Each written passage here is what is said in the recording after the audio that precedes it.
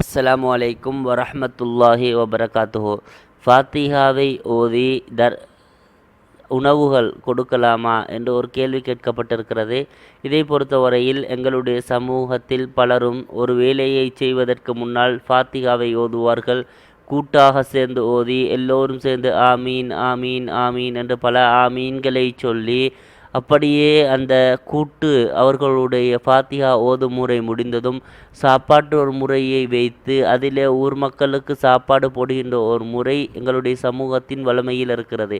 இதை பொறுத்தவரையில் இது நபி அவர்கள் காட்டிய ஒரு வழிமுறை அல்ல. இது குர்ஆனை அற்ப காசுக்கு விற்கக்கூடியவர்களால் அடையாளப்படுத்தப்பட்டு உருவாக்கப்பட்டது என்பதை நாங்கள் புரிந்து கொள்ள வேண்டும். நபி அவர்களுடைய காலத்தில் எந்த ஒரு சஹாபியும்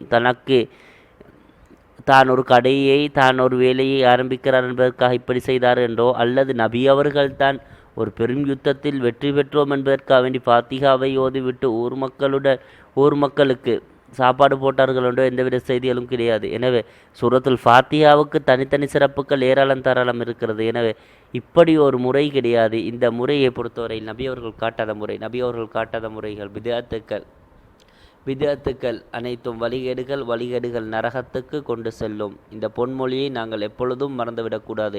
எந்த விடயமாக இருந்தாலும் நபி அவர்களுடனும் அதேபோல் அல் குர்ஆனுடனும் உரசி பார்க்க வேண்டும்.